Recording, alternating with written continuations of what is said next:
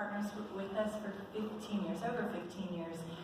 You've sent teams, you've donated, you've prayed for us, and really, really, truly, I cannot express in words how much of an impact that has made over all these years into the lives of thousands of people. So thank you so much. You can go to the next slide.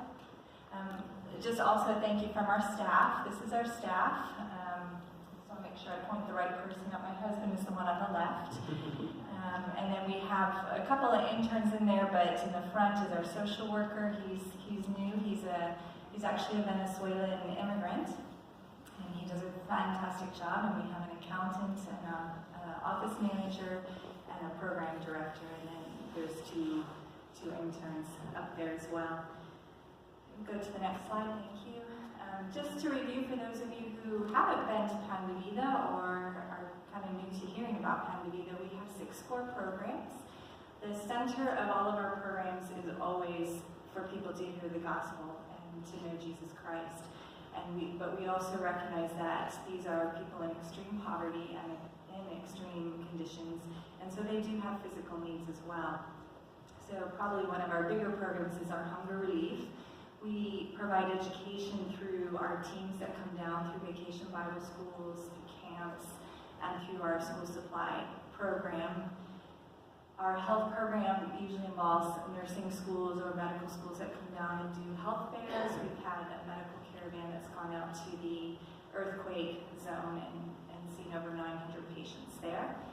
We've done some shelter work, and that's just usually improving some basic living conditions. Sometimes we have families who don't have a roof, or they have windows that are broken, or they don't have a toilet in their house. And we have teams come down and work on those projects to improve the sanitary and humanitarian conditions which our beneficiaries live in.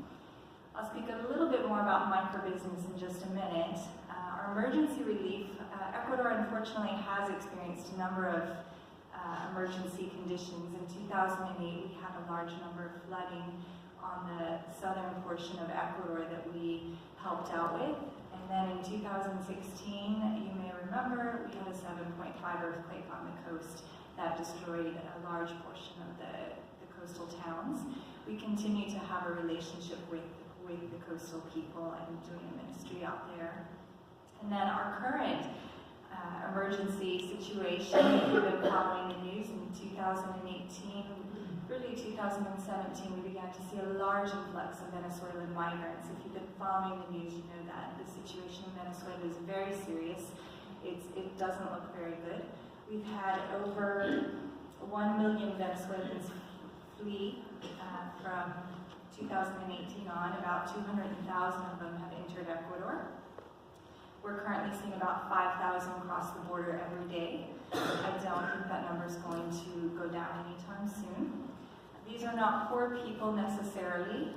These are people who are coming in. They're lawyers, they're mechanics, they're teachers. They're really people like you and I who have lost everything. Their money means absolutely nothing at this point, and they are packing what they have and leaving.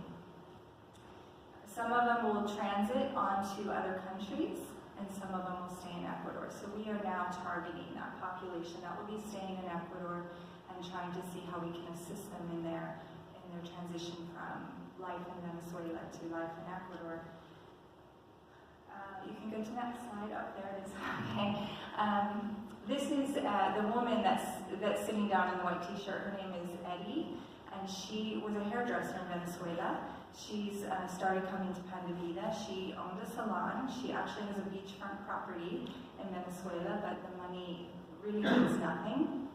People are actually making jewelry and purses out of their money and trying to sell that to make money. So she lost everything, and she came to Ecuador with her 2 sons and her mother. And she's very savvy, so she took whatever little money she had, and she bought some hot chocolate, and she bought some bread, and she goes out every morning and she sells that. And when she made a little bit of money, she took that money and she negotiated with a store and said, let me buy a thermos and let me pay you back for this thermos little by little. And so the owner said yes. And she went out and now she's selling more hot chocolate and more bread. And so she's highly motivated, and this is the population that we're seeing. They really want to make it. They have a skill set, but it's very, very hard to be a refugee in another country. It's very hard to be accepted and to make your way up. So going kind of back to our micro-business project, we are starting in April a business incubator project where we will be looking for about 40 Venezuelan families who are motivated, similar to Eddie,